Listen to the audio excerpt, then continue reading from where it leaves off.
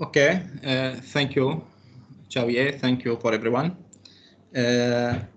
My talk today is about generating high-quality lexical semantic resources.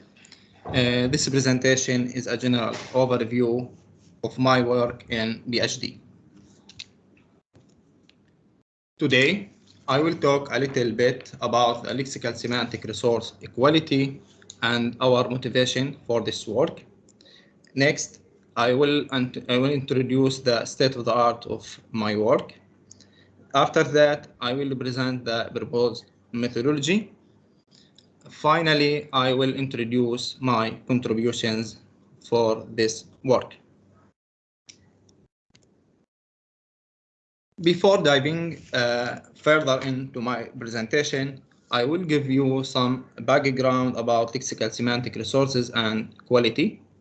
Lexical semantic resources are lexical databases that organize the contents of these resources, which are lexical items based on lexical semantics theory.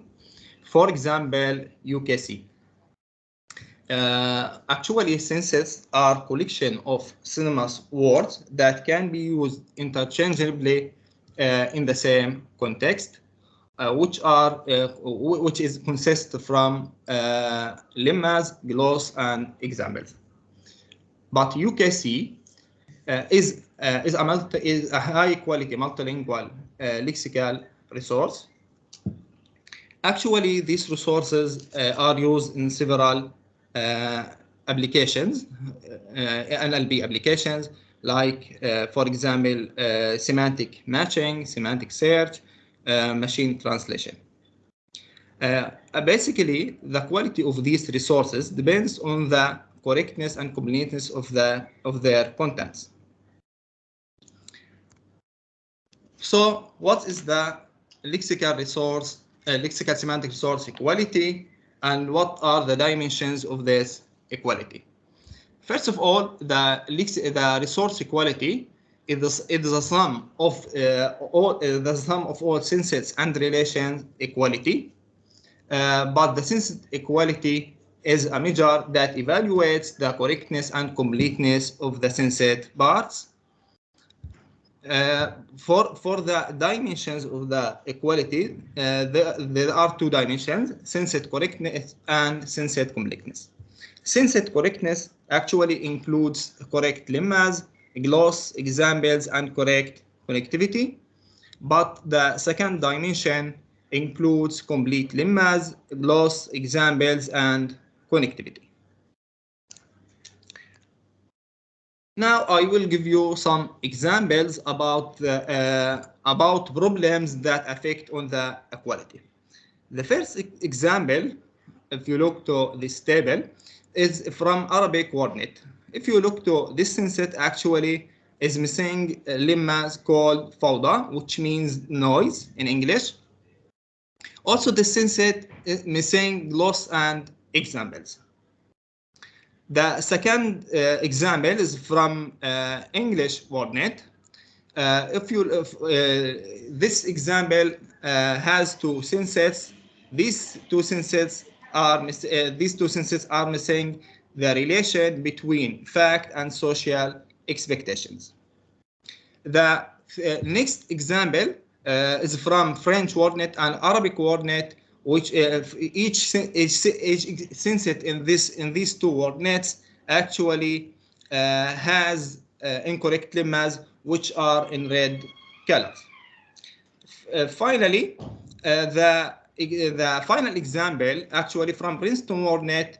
This example includes incorrect relations because of specialization polysymy. Actually, there are some famous researchers like Nabili, Junkilia, and Bushback use these resources, have used these resources since more than 20 years with this equality. So this is the first motivation of our work. But also the second motivation for our work, there are hundreds of lexical semantic resources, and actually their use lack a quality control techniques and tools to evaluate their quality. Okay, so this is about our motivation. Also, for the in this field, there are three main problems actually needs research invention. First one, there is no formal notion for the quality of lexical semantic resources. The second problem, there is no general guidelines that help experts to evaluate these resources. Finally, we have seen the studies in general focus on one synset, on one part of the synset structure. For example, few studies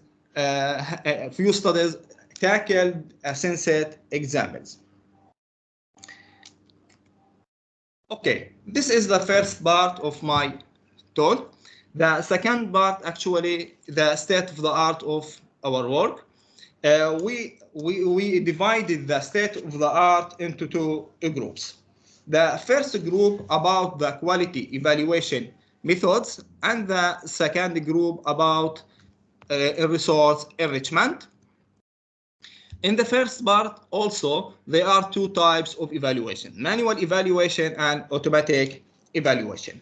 For example, in manual evaluation, for example, the first one from Indian WordNet, using sense corpus, 3 Indian experts validated and ranked Hindi synsets. And another approach in Indian WordNet, which was by Bushback for 18 Indian WordNets. This approach actually handles missing lemmas, synsets, and other lexical items. The second example is a semi-automatic. In this method, we evaluate the lexical gaps in kinship domain using Wiktionary. On the other side, from the automatic evaluation methods, the first approach, which is the Cognate. Cognate is a lexical database that includes a common meanings across languages. And the second approach in this group, which is an approach that predicts the correct gloss for a target word in Arabic WordNet using general guidelines for gloss. The next example is two models. These models are recommender systems. Each one predicts the synsets for new words or in Latin WordNet. Also, these two systems can predict and remove the incorrect synsets. Finally, in the second group, also Bushback introduced two systems, which are lemmas validator and hypernymy validators. Okay. Also in the first group of the set of the art, I want to introduce two works which are about the quality notion. The first one, Gerard, for example, presented a formal model in Arabic ontology. This model actually defines the synset bars like lemmas, gloss, and relations based on the meaning.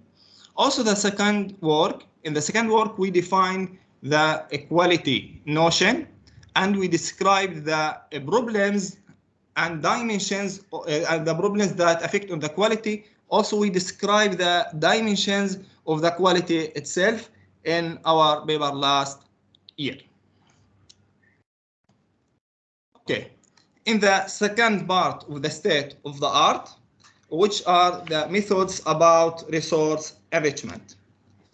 Actually, the first group of these methods are crowdsourcing methods.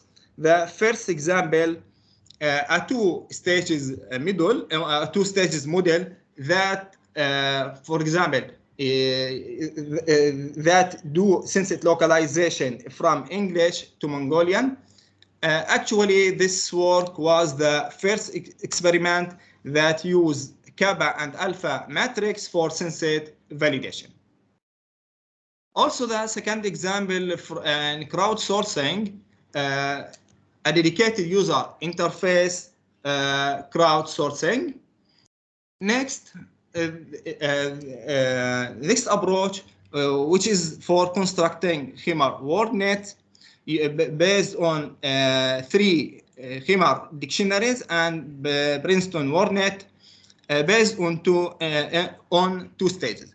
The first stage, they created a sample test by mapping Khmer words to English with English sensates, and the second stage in this approach, they use this sample test.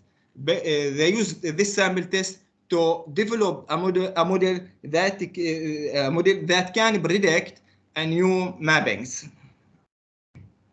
Finally, in the resource methodology, in the resource enrichment methodologies, which is a novel approach that used for visualizing language diversity using 3 tools. Okay. This is the second part, which is the state of the art. Now I will introduce the proposed methodology, our proposed methodology for our work. If you look to the activity diagram, you will see the first step, which is choosing UKC instance, for example, Arabic, Italian, or English, and etc. And the second step, we will generate a statistical report which covers the the normal contents with in this instance. Then we will define the principles and implement the quality evaluation methodology. Note that actually all of these blue steps are our contribution. So I will continue from here. After developing the quality evaluation methodology, we will generate the another report which includes and handles and shows the correctness and completeness content. Then after developing our methodology, we will, for example, we will evaluate this methodology internally using strategies, some strategies that I will speak about them just after this slide. If the quality, look here, if the quality of the resource is sufficient, in general, the process will stop. But if there is, for example, a problem in the correctness, then we will develop a new methodology that handle this problem. Or if there is another problem, if there is another kind of problem which is completeness, we will develop a new methodology that enriches the resource, for example, crowdsourcing. After developing these two methodologies, for example, correctness, either completeness, we will evaluate our methodology externally using some of the applications that I will speak also just after this slide, like word sense simulation. If there is, for example, after that, the process will start with a new loop based on using the same instance. Actually, the proposed methodology also, I added the second activity diagram with our proposed methodology, which is about resource enrichment. I mean the UKC enrichment. If you look to this activity diagram, you will see in general, most of these steps are actually used by UKC developer by already, but our contribution here is in this step, the blue one. In this step, we will develop a methodology that handle and clarify the contradictions during adding, for example, a new word. Okay. This is about the proposed methodology.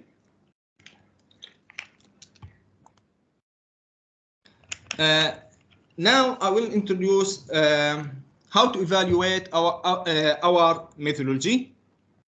There are two types of evaluations. The first one, internal evaluation or external evaluation. In internal evaluation, actually there are many approaches. We can, for example, choose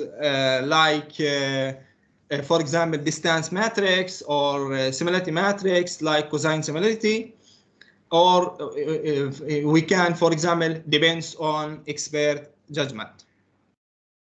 In external evaluation, we can use also, there are several applications we can choose from these to depends on for external evaluation, like information retrieval, word sentence migration, semantic mapping, matching, or semantic, for example, machine translation, and etc.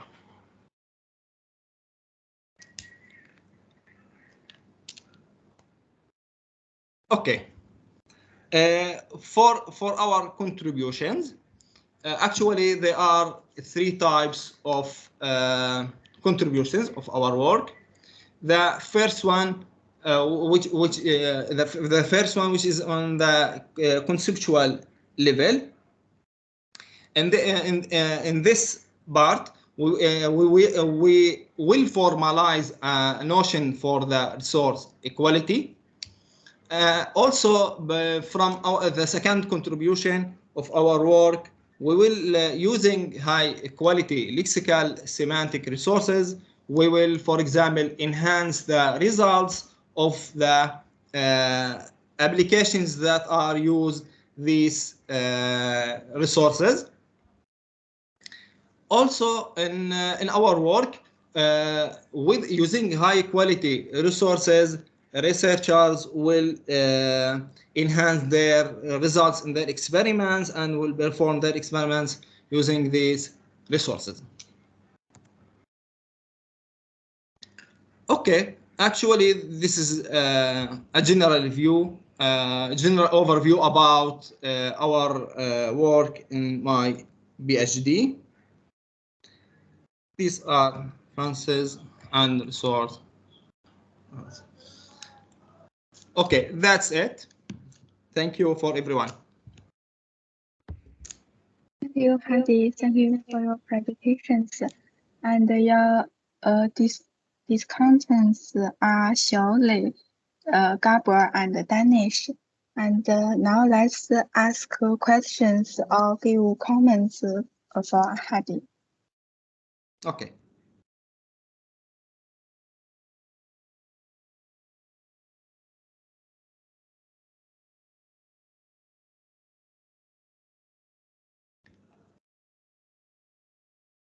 Hello, everybody. Sorry, I'm for the first time here in this seminar, so I don't know how the procedure works. I just grab the phone and can I ask a question? Yes, please. Okay, Hadi, just a question. Is your approach important for already created resources and at the same time for resources that we are going to create? or for one of them? No, this Thank is general. This is general. But we took, for example, UKC as an example. No, I mean, for example, if we get any lexical semantic resource, can we apply your approach to this existing resource? Yes. This is general. Okay, thank you. Thank you. You're welcome. The discussants have any question? Otherwise, I will ask question myself. Xiaolei, please. Okay. Thank you, Hadi. Thank you for your presentation. And I have a question about the your developed methodology for evaluation. I want to ask what's the difference between your evaluation methodology and other state-of-art methodology, because I see in the slide. In this slide. Yes. This slide. I see this seems like some like Euro evaluation method. So I'm not sure what's the difference between your method and the existing method for the evaluation. Yes, the internal one. Our evaluation will be for the content itself, using, for example, cosine for similarity, but the other one, for the application that will use this our developed resource. Okay, got that. And another question is about the state of art. And just yes, okay. Yes, and yes, I just want to know which the manual evaluation method and automatic evaluation method, which one is the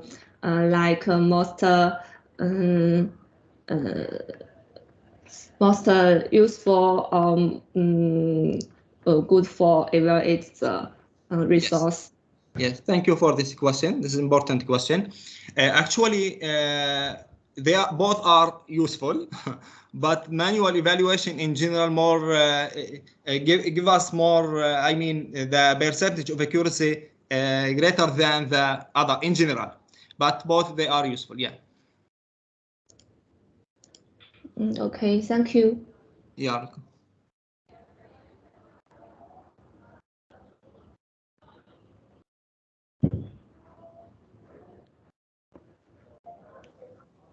Is there anyone else? I have a question. Yes. Hadi. Yeah. Right now, a lot of work in the new wave of artificial intelligence is concentrated on what people call human in the loop. And by human in the loop, right? Human in the loop means that we need to develop systems which are able to interact with human, right? Yeah. And for instance, let me just give an example which comes to me. For instance, the gloss is an issue that came out last week. The gloss, the definition of a word. Before, if you look at the resources that we have, with the only exception of image of WordNet, have no glosses, right? The number of glosses are very, very poor. Yes. Right. And of course, this is why, because this is the case, because people in the past thought of resources as being used in computational linguistics and machine translation and like natural language understanding. And the gloss wasn't really used for those applications because the gloss was only for the human reader to understand the meaning of words, but people thought that that was not irrelevant, was irrelevant for the application they had. At the same time now, there are at least two major applications where the gloss is becoming very important. And they're all related to the human in the loop. to the fact, namely, that in the new generation AI systems, since AI is becoming much more pervasive everywhere in the world, is getting out of a niche area to become more common. I mean, there is a much more importance in the human understanding what the machine does. This is what people mean by human in the loop. So let me give 2 examples. Example number 1 is that actually the work that Xiaolei is doing.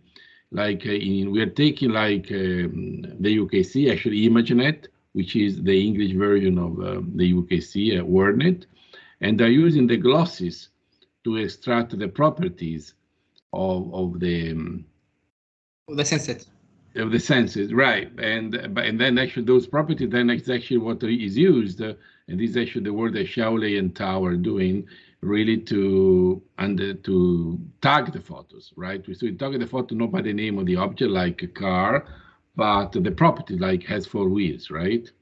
Yeah. So there is the issue of the quality is becoming an issue of the quality of the gloss, right? Which not only has to be there, like right now we have only pretty much in English and a few other languages, even in Italian, I don't think we have many. But then the quality of the gloss. So, and the second one is like the work that Simone is doing in this another project we're doing with the health applications. And sometimes when you have the data scientist, and actually the issue of the data scientist is pretty much very similar to the issue of Xiaolei is working about, but in a different setting. Here is like in data integration in the medical domain. Again, the data scientist need to understand the meaning of the word, and the gloss will give the meaning. So I think that, I don't know whether it is a question or more like a suggestion. I think we should really consider, maybe when we get to the more conceptual part of this issue, really making sure that the quality is not only having a lot of word completeness and correctness, but there is also how we can facilitate these kind of tasks. And this kind of task, I think, is very interesting. Because why so? Because in both cases, especially the one by Xiaolei, there is also an issue of like automation of the machine or computer vision learning training. There is also the human factor, which is crucial, right? So how easy we make it. So there is not only external evaluation in terms of running better computation algorithm, but also allowing the human to better understand what he's doing. Yes. So I don't know whether you have any consideration on this. They're just more a comment that I made, but I don't know. Maybe you want to comment on this or anything. Yes, very important. Thank you. Other questions, guys? No questions? No complaints? Gabor, are you there? Yes, I have no question. We discussed with Hadi, we prepared this presentation a few days ago. So yeah, yes, right. Yes. Should I kept you for the question now? We want to learn Hadi to answer questions. Marcelo, yes, but please, everybody else, please ask questions. Marcelo, please go ahead. Marcelo. Yes. Hello, Hadi. Thank you for the presentation. So I have 2 questions. The first one is related to the gap of the problem you're trying to solve. I didn't understand what part of what is new. I mean, you described the problem, but I don't know if you actually described the problem. But just answer, what's the gap you're trying to solve? Okay. Or study? Answer now or after the second question? The second question is about your methodology, but later I will do it. Yeah. Yes. Okay. For the first question, if you look, for example, Marcelo and all the content of WordNets in general, synsets and relations. Yes. In general, the first problem when, for example, an expert needs to evaluate the quality of these resources, there is no general guidelines, or there is no also any methodology that helps to evaluate these the contents. Yes, which is the first problem. There is no methodology or guidelines. Also, there is no at the same time there is no formal notion for the quality. to depends on in order to evaluate the equality. Also, we have seen few studies focused on only, for example, when they validate the synsets, they validate only lemmas or hypernymy relations. Few of these studies focused on synset examples. So in our approach, we will focus on this part. Got it? Okay, so based on this, then just go back in that slide 5, that one. So you're saying that the quality is measured by understanding these problems, basically. I mean, by measuring these problems, more or less, or no? And this jump is the one I'm not following. You're saying here there is issues with the Yes. And these issues are you are going to use to measure the quality. But at the end, you show that there are quality evaluation, and these are not formal quality definitions for. No. These are examples that are resulted because there is no no methodology to evaluate the contents. For this reason, we have like these problems. Okay. Yes. And the second is in slide 10. Yes. Here, you're saying you are proposing a methodology. So yes. This graph is the methodology itself, right? As a general view, yeah. So in the first evaluate content quality, the first blue in the process, it says using our developed method. Which method is this? Is the next slide? No. This is the second part of our proposed methodology. But so what is our developed method? Is a recursive call to itself or something? No, we will generate. We will develop this. And now, no. Until now, we are speaking at the top level. Sorry, can you repeat? Now, yes. For these methods, we will develop them. But until now, no. We are speaking just as a general overview about our work. Okay, so my question here is more into the representation of this. If this is your methodology, you cannot say that you're using the method. I mean, it's a particular method for defining this quality, right? This is the idea that you want to do in that. Okay. This is the methodology to generate high quality resource. But for example, we can use in this methodology other sub methodologies, or we will use for algorithms to do that. Here, the first one, the methodology to evaluate the quality, the methodology to handle the correctness problem, the methodology to handle the completeness, also the problem, the methodology to handle the contradictions during resource management. Okay. And finally, how sure are you that this methodology will actually resolve the problem? How? I don't understand. How sure are you that this methodology is going to resolve the problem? Actually, the percentage of to be sure to do that, because based on the state of the art, some of these works, when they, for example, try to solve the correctness problem or completeness problem, they got a good progress, yeah. But there is no general, there is no inclusive methodology to handle all the problems together.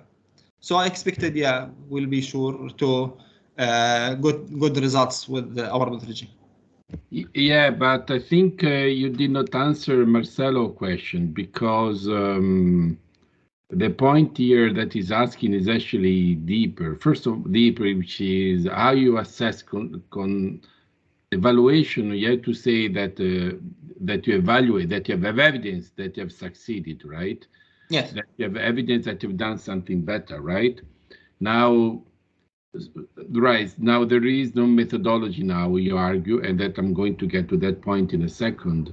But the question now becomes, how will you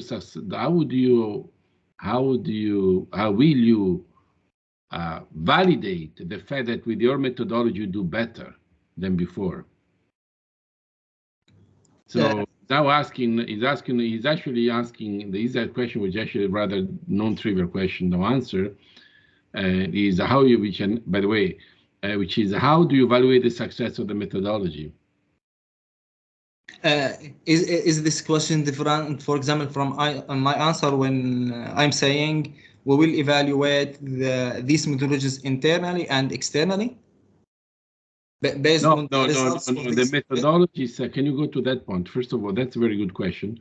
Can you go to that slide? No, leave it there. It's perfect. So first of all, in this sentence, you have to be somewhat careful because the external evaluation, in a sense, is already being done, right? For instance, like if you take the work by Navigli shows that by using BaberNet, which is a variation of the UKC, it does better in word sentence ambiguation, right? Yes. So in a sense, it says, look, but there you see is evaluating the algorithm, right? But you have to be very careful in this evaluation, right? Because now you're evaluating your methodology for evaluating the quality of the data set, right? Yes. Not of the algorithm. So you have to be very careful when you do the evaluation, external evaluation, distinguish, because right now lots of people already do an evaluation, but they evaluate the algorithm as part of the data set, right? So you understand the point? Yes. Thank you. So, and now I can even give you the answer to the first point is, given that you evaluated the data set, this is also a problem which came out with Xiaolei, right? In the work we did with Xiaolei with multimedia, we kept the we fixed the data set actually cleaned by the methodology, because there was a methodology that she did. And then we show that when you apply the methodology and you build a new data set, then the algorithms using the data set do better. Yes. So that would be the first part. So you say you do Arabic WordNet, we have a version 0, then you improve it, and then it shows that it goes better. Of course, the point here is that when you get into completeness, it's easy to argue. Be complete, you just add more, right? But by far the most interesting the quality is the correctness, because as it turns out, there are issues of completeness, like in the gloss, as I said, because and this could be another issue, like the gloss. But for instance, you evaluate the need of the gloss, but then again you have to show that you improve the gloss. But they're completed. But the correctness, I think, is much more subtle, because very, very little people so far have evaluated the correct, even if you heard the talk by Xiaolei, by Shootout, whatever, at least in computer vision people, now people are realizing that all these data sets are very buggy. I do believe that the natural language data sets, like WordNet and so on, and UKC are much better in quality, because they learned from WordNet. But we were just talking with Xiaolei 2 hours ago. We were just looking at the WordNet labels as used in ImageNet. They are bad. I mean, so so as I said, is first whatever, and then I think what will become very interesting in the correctness aspect. How do you do this? Because that you have to show that algorithm go do better. But all of these issues will come next, and I think this is where we are now. But this question of how you evaluate the methodology and how you very clearly distinguish what you're doing from what people have done now is going to be very crucial, because otherwise in the qualifying we get people just jumping on their chairs, say, no, we've done evaluation for a year. You have to be very clear. We're not evaluating the algorithm, we're evaluating the data sets, right? The methodology for evaluating the methodology for evaluating the quality and improving, right? Not only evaluating, right? Yeah. And then if you improve the data set, you have to show that the data set is improving as such, and then your data set is improving as such. It means that you take a previous algorithm, you just apply the two data sets, you do better. But then people would argue completeness, by completeness is easy, okay, good, but correctness is much harder. But then the issue of completeness becomes a problem in the gloss, because in the gloss right now there is nothing, so you don't human-machine interaction, and so on and so forth. But this is kind of the detailed argument that you will have to go through in the next weeks before the qualifying, and also, of course, in your PhD. Do you understand what I'm telling you? So I think this was a very good question. Alessio, please. Sorry, I'm moderating. Sorry, should you show you? Alessio and Gabor. Alessio. So related to that, actually came into my mind right now. There's the issue of the inter-tagger agreement, because for the correctness, you have also to account the fact that if you ask the same person, even an expert, to tag the same or to generate the same resource, then they will agree just on 80% of the things. And it's true for both the tagging of lexical resources and the creation of the lexical resources. So that is, let's say, arguable, and it's also, and up to a certain time, it will also, up to a certain point, it will also change in time. So there are always new lexical, and the lexical that changes the meaning itself during the time. So I don't know, like there's also should be some kind of reiteration after a certain time, I guess. Isn't it something that are you taking into consideration, like the language evolution? Yeah, I will take it. No, right now, no, but I will see and read about that. By the way, you should be very careful, because in a PhD, that question will people say, do you think you have time? Yes, yes. I mean, the best argument that is very interesting, I see whether you have time to do it. That don't commit, because then people start asking questions about this. So you almost answered well to this question, but not perfectly. You're starting making promises that it's not going to be easy. Also because this time dependency is very important, it's very hard. Very little, I mean, for what I know, very little work has been done, but maybe here someone can confirm. Yes. Gabor? Yeah, so I agree on this point on time. So the word nets on which you are working, and from the UKC, from where the UKC is coming as well, they are not, they don't have this temporal dimension. They basically reflect contemporary language, more or less, well, at least what as it was 20 years ago. So it would be very hard to bring in the temporal dimension. I agree. I wouldn't try to do it.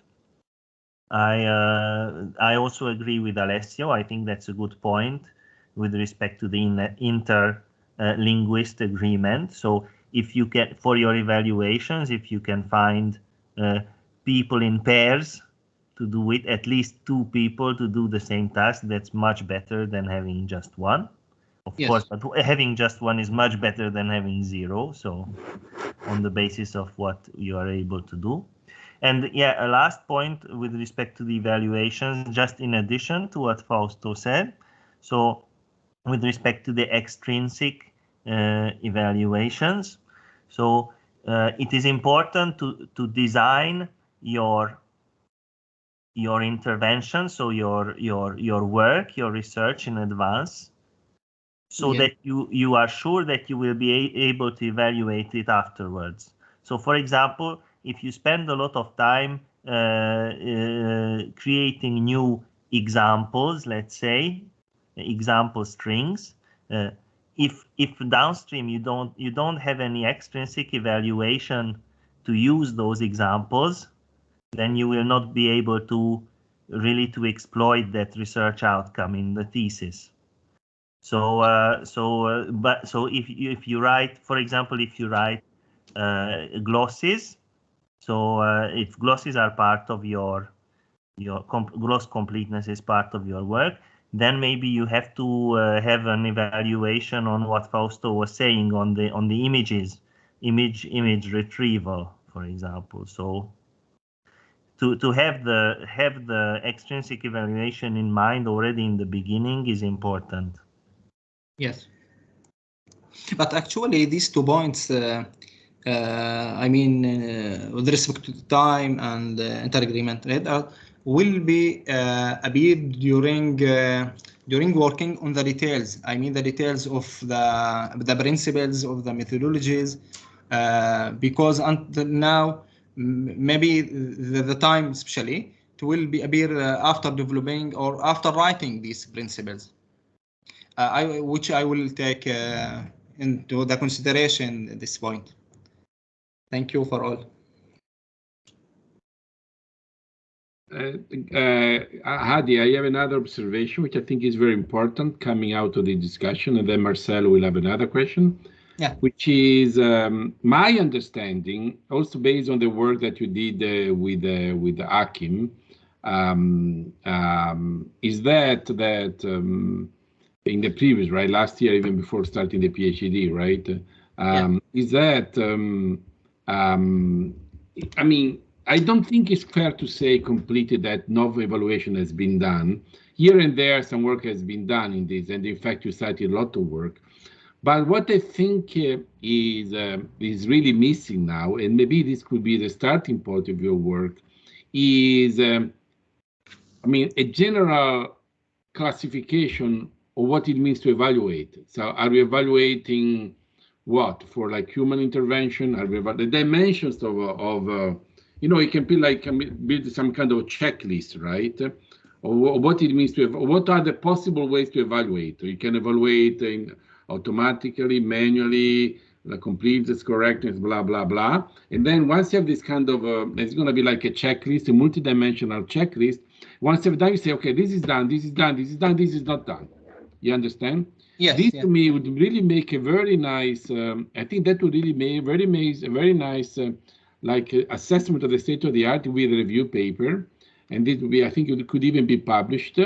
But by doing that, then at this point, you can decide, okay, given that now we have my theory of what to evaluate means in the case of lexical resources, I'm going to concentrate on this, because in the group we do more. So in the group, we do more computer vision, then we collaborate with Shaolei. We do more data integration, then we collaborate more Simone. You understand?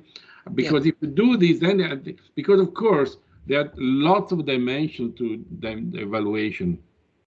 And for sure, you're not going to be able to do all of them in your PhD, right? There are too many, it's too huge. But if you create some kind of coordinate dimensions, coordinate axis for them, then I think we'll make it a very strong point for your PhD. And I think we should be able to do it even before you're qualifying, because this will make your qualifying very robust. Yes, very important point. Thank you. You understand what I'm saying, right? Yes, yes. Good. So I think this would be exactly where I think we should start later on. I mean, because remember that this was just the talk where you just describe your general topic. It is not the qualifying talk, right? The qualifying talk will have to be much more specific down to the point. So there was another question by Marcelo. Please, Marcelo. Yes. So here you also have the white rectangles that are not part of your contribution. They exist already. Who is doing it if they don't exist? I mean, and are you sure? I mean, about just comment about them. You mean about white rectangle? Yes. No. The blue rectangles are methodologies that we will develop in general. Yes. But the white one, for example, just generate an instance, which means I don't need a methodology to, for example, to generate, because I have it, for example, the statistical report, which is a simple tool that we did for the first one and the second one. Yes, maybe should be also, it should so be. They are part of your contribution also, or what do you mean? Yes, they are not part of your contribution. Yes, but part of my contribution, they will be. The statistical, two statistical reports also from our work. our contribution, I mean. Okay, so the blue thing is wrong, you mean? Or I don't understand. Methodology that we will develop. Okay. Good. I think other questions, guys, please, we're welcome to ask questions. Otherwise, Yes. I think we're done. Good. I think Hadi was good. I think you got good feedback. So I think we can stop here. Right. So thank you, everybody. And Alessia, we're going to talk now in 5 minutes from now, okay? Or even now. Okay, guys. Ciao. There are no other questions. Thank you. Ciao, ciao. Thank you. Bye. Thank you. Thank you for all. Yeah.